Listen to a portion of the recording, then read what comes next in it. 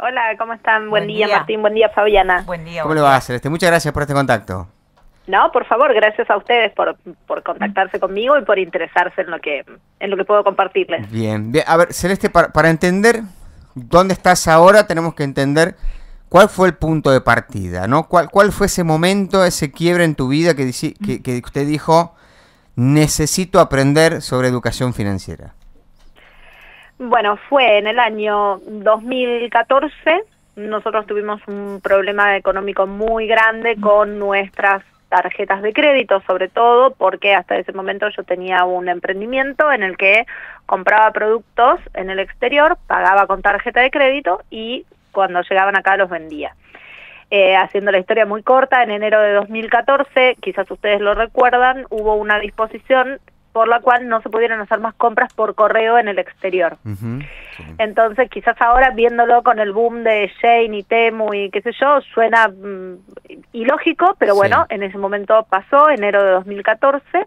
Entonces, yo me quedé sin ese ingreso porque no tenía forma de seguir comprando esos productos.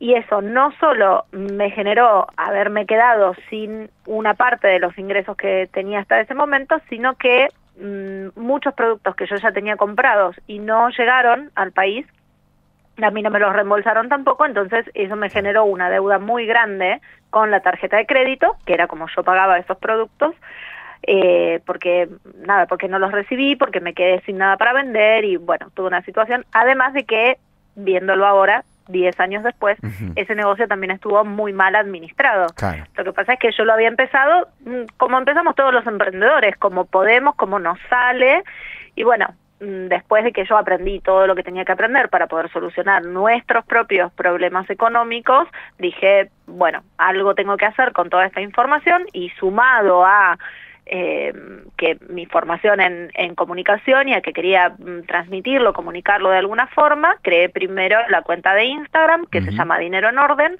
y a partir de ahí vinieron, bueno, la web, el podcast, el canal de YouTube, la posibilidad de charlar Claro. en muchos programas, así como lo estoy haciendo con ustedes ahora y poder compartir esa información con quien lo necesita. Claro.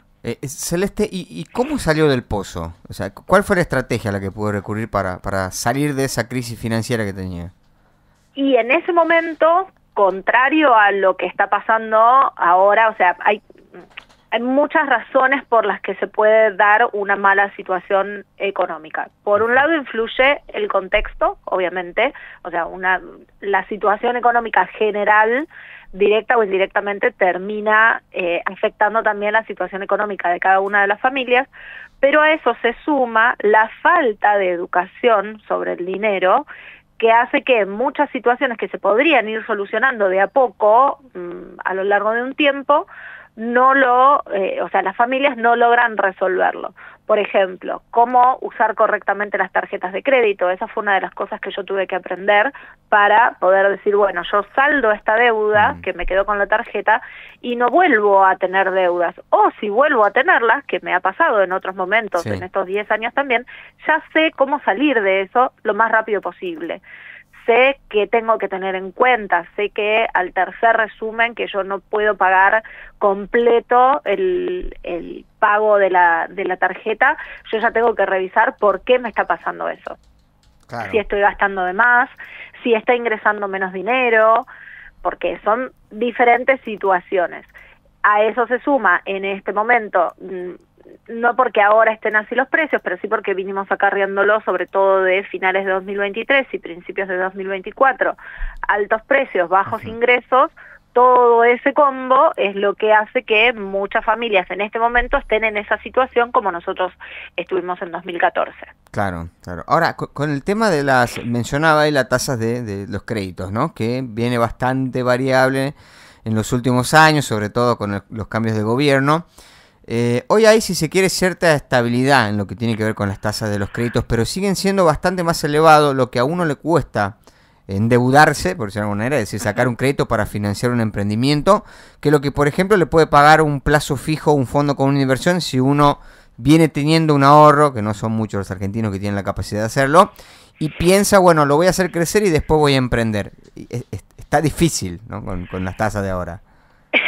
Sí, sí, en general lo que está pasando es que si bien justo la semana pasada subieron las tasas de los plazos fijos, por ejemplo, y eso hace que suban las tasas de las billeteras virtuales también, porque están atados un número con el otro, también hay que tener en cuenta que hasta que uno llega a, en el caso que pensamos de un emprendimiento, hasta que uno llega a tener el capital necesario, ya pasó el tiempo, las condiciones quizás son otras, porque eso también es una realidad. Las condiciones hoy son unas y la semana que viene pueden ser diferentes también.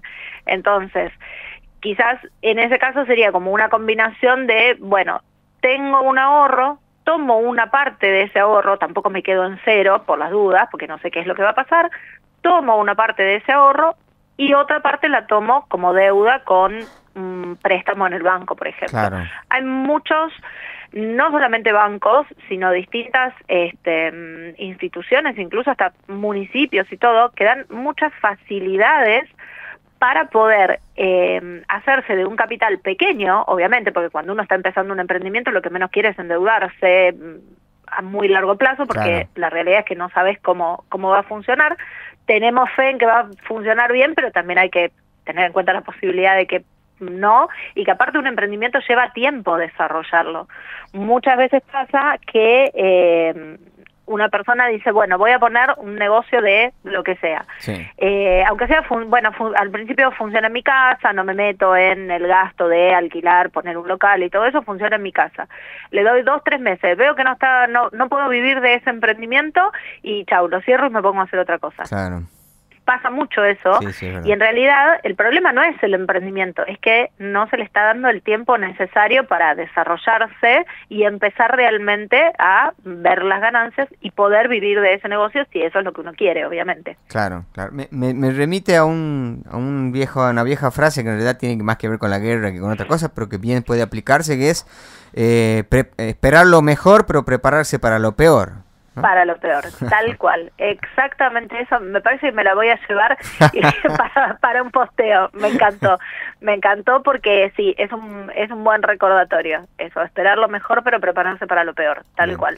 Por eso uno muchas veces dice, bueno, ¿qué hago? Me pasó hace unas semanas, lo charlaba en un episodio en un podcast. Por ejemplo, hay mucha gente lamentablemente cobrando una indemnización porque la despidieron de su trabajo. Uno nunca debería poner toda esa indemnización en un negocio, sobre todo si es un negocio que nunca hiciste, porque los negocios son muy particulares y el error más grande en general es no darle el tiempo necesario para que ese negocio se desarrolle y crezca. Es como si yo tiro una semilla y a los 3 días, como no salió nada, digo, esto no sirve y la desentierro y pongo otra. Y a los 2 días, de nuevo no salió nada y pongo otra. Y así nunca va a crecer ninguna. Pero en realidad es porque no le estoy dando el tiempo necesario para que la semilla o el emprendimiento o lo que sea crezca.